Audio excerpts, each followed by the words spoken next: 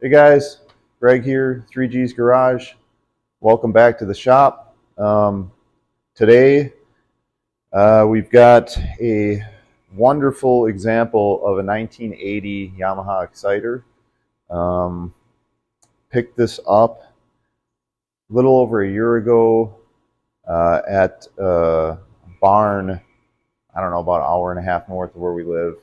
We actually have a video on that one. If you haven't seen it, it was a really cool place. There was like 100 vintage sleds there of all different makes and models, and we brought this one and a '78 Exciter home with the idea of we selling the '78, and we were going to keep this one to match uh, the '80 SRX that we picked up. If you have a video of that, we can link both of those sled pics in the description of this one.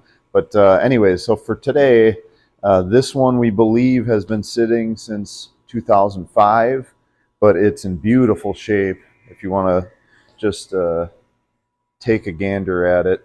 So since it's been sitting so long, we will. What I'm going to be doing today is going through the fuel system and kind of doing a revival on it.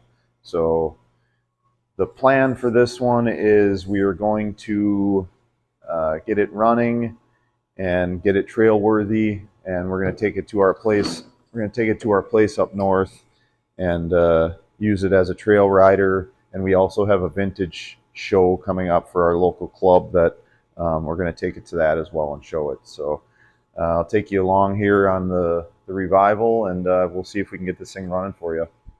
All right, guys, so first step in the process here, what I'm going to do is, I probably won't show all this, but I'll let you know what's going on and, catch the various stages. So I'm going to have to get the fuel tank off, change out the inline filter that's in there. So in order to do that, you got to pop the seat off. There's a bolt on either side up front and two in the back. And then take the shroud off, which is just a couple fasteners on either side, and then get the ignition and the choke and all that unplugged. So I'll get to that, and I'll bring you back in a second. All right, guys, so got my seat off. That was relatively painless. It was just the two bolts, one there on either side, and two in the back, and then the harness plug there. And then, so I'm going to take the shroud off next. So I've got a Phillips fastener on that. I've got two 10 mils in the back, and then another Phillips on the other side, or Phillips or two. So we'll get that off of there, and then we'll have access to our gas tank. All right, so got the fuel tank shroud taken off. Leaves us with the exposed tank here. So on these Yamahas, what you usually got to do is, so I'm going to remove the tank. So I got to take the strap off in the back. And then on these Exciters, you've got a 10 millimeter bolt on either side. Knock these little tabs down, take those off. The little surprise that, it's kind of a game here, because this sled is in such nice shape. These oil tanks are always busted on top. They always break underneath this bar that holds the gas tank down. And I'm really kind of afraid to take that off, because I don't know what I'm going to do if that's broken. So it might just be a matter of having to leave the oil tank low while you run it, or half or something. But you can almost kind of tell, I don't know, it's kind of greasy here. I just have my thoughts that maybe it's going to be bad. But so we'll take the tank loose, get that out of there, take the air box off, and what I'll probably end up doing is making an assessment on some of these fuel lines. They're dirty, but I don't know, we'll see if they need to be replaced. We'll put new ones on. So yeah, back at her. All right, well, I just took the bar that holds the front of the fuel tank off, and what I was telling you guys about, even though the sled is in super nice shape. Right there. You can see that down there. Hopefully. That's what I was talking about. So it's split, the oil tank. So pretty much almost every one of these that we take apart is like that. There's a long shot chance that we've got one downstairs in the parts room that's not broken, but I don't think that's the case. So we're gonna have to get creative. If any one of you guys out there either has a good tank or has an idea as to how a guy would patch that decently, you know, with the oil in there and everything, drop a comment in the below. Let us know. Let us know what you think. All right, guys. So got the tank slid back. Got the air box out. I took the oil jug out, and yeah, it is not usable, as I showed you just a second ago. And unfortunately, all the gas fuel lines were so brittle they just broke right off my hands. So really luckily, since these are really hard to come by, you know, here's the old one. See how badly split that is on top, which is what we see almost every time we take one of these apart. Thankfully, like when we're doing the racing, we don't really need the oil tanks, so we discard them. But I happen to have one downstairs that appears to be in usable shape. I just spent although you can't really tell, I just spent a decent amount of time cleaning this tank up. It was really, really filthy, but parts room to the rescue here again. This was the last one down there that was actually usable. So I'm going to go ahead and get the lines plumbed up on that and continue to work here. So also for a little tech tip for you guys. So anytime we're working with the lines, we want to try to save old lines, or generally if it's cold out, which it is most of the time that we're working on these sleds, this is like our best friend. If you have to stretch a line over something, it always works so much better with a little bit of warmth on the fitting and on the hose itself. So I'm overly concerned that something's going to happen here, that one of these is going to break because this plastic is so old. So I'm going to warm these up, try to get the hose more pliable, and you know, maybe the plastic as well in the tank, so that there's a lesser chance that I break one of these little nubs off. So just thought I'd share that with you guys. If you're ever having trouble stretching a fuel line over one of your fittings, just use a hairdryer. So your wife might not like it as much, but you know, she just let us have this one now, so we're good. All right, guys, got all our lines swapped over onto the better tank. Thankfully, all the lines on this one were in pretty nice shape yet, so we're just going to go ahead and reuse on those guys. Pitch the old one and keep her moving here. All right, so we got our fuel tank here. I'm going to start digging into this a little bit on this center cap. Underneath here, there's a tube that runs down into the tank with a couple little notches out in the bottom. That's where it draws the fuel in. But the center one is goes to the fuel pump, runs the gas to the carb, and that's the one that has a hose with an inline filter on it. We're going to see what that all looks like here.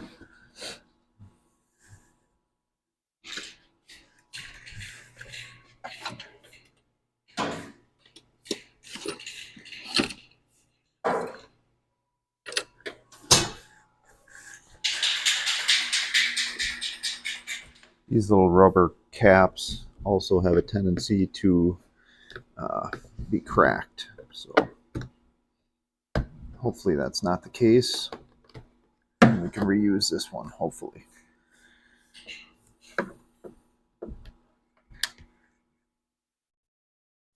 It's got a little retaining spring around the outside edge. I might warm this up a bit.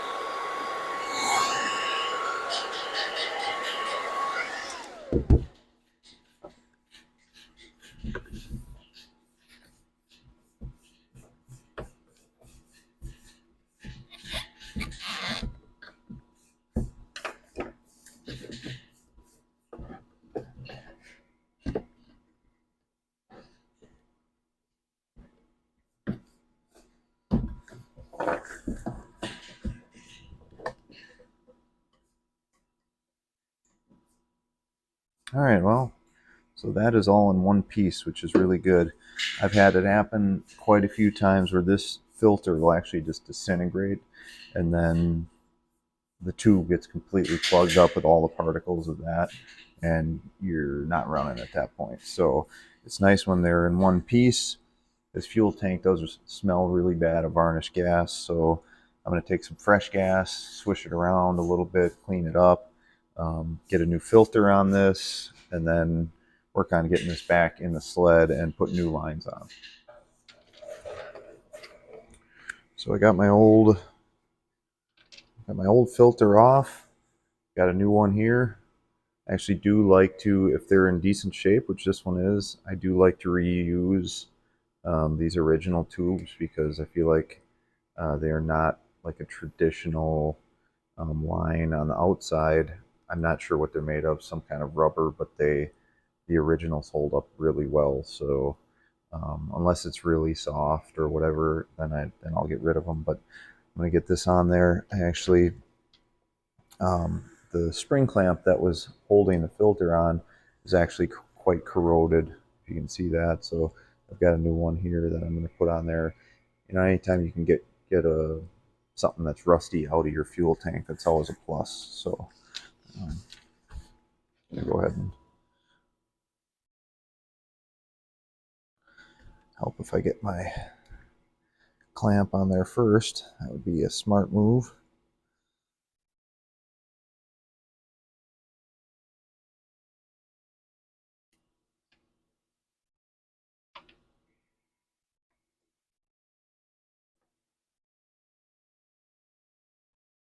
All right, so there it is.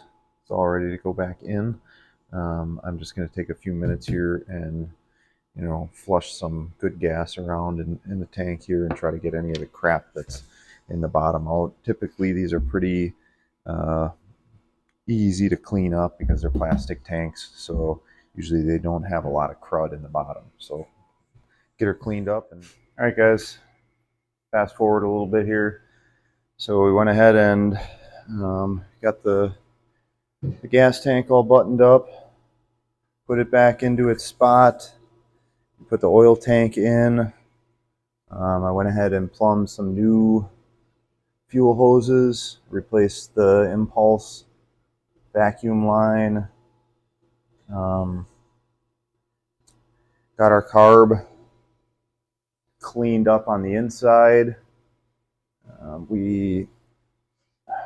We're trying something different here because I don't want this tank to get any worse. There already was a little tiny hairline crack in there, so we squashed the hold down bar in on the sides a little bit, so it's not pushing out on the sides of the tank as much, which is kind of where the splits always happen there. So it's kind of like a wedge effect where the harder you push that down in there, it's pushing it to the sides more. I put little spacers underneath the gas tank a little bit, and we left this side bolt loose a little bit so it's not pushing down so hard on this. I don't know that it's going to make a difference or not, but we got our levels, the lines run through the levels over here, and so we're getting closer. I'm just going to take a look at what we got to do yet. Obviously, we got to get the air box back in it. I do need to plumb the vent hose as well that runs through this bar. Yeah, so getting pretty close. We'll bring you back here in a minute when we're ready to fire it up. So, all right, guys. So we got our patch back together here. Put the air box back on. Got our carb in place. All new fuel lines. Put our new tank in there. Got the shroud and the seat put back on. Had a little mishap with the button here. This piece actually fractured off. It's just a piece of cast aluminum when we were trying to get the throttle cable back on. So parts room to the rescue again. Found another one of these and swapped that in. So I think we're ready to give it a test run here. Hopefully she feels like running for us. We will see.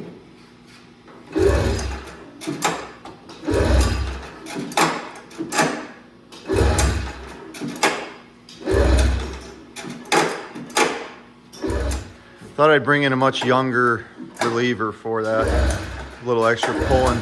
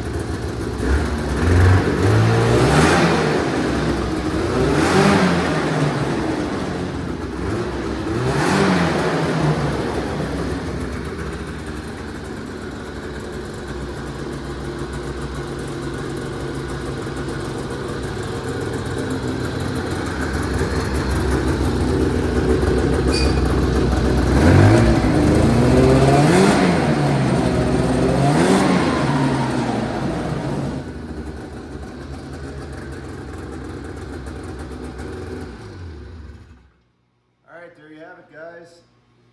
It's always a good day when you get to fill the shop with smoke. I love it, man. Oh, God. So, yeah, I don't think I touched on it, but we put premix in the gas tank.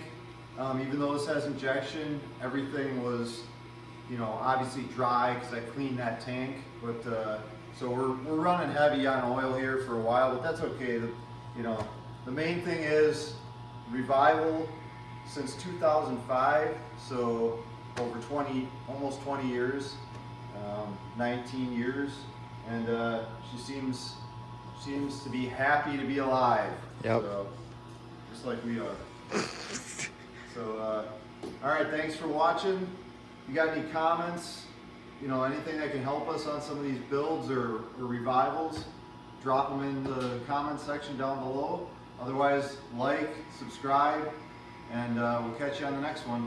Thanks for tuning in.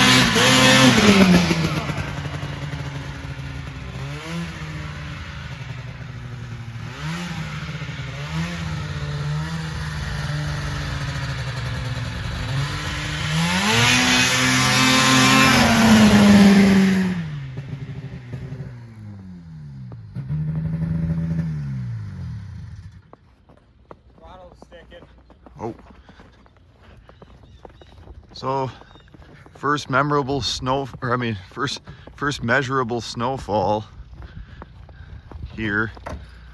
So you guys know what that means. Got to get one out and rip it in the yard a little bit. So sounds all right. Yeah, sounds good, man. So, yeah. Hopefully a lot more of this white stuff to come this year.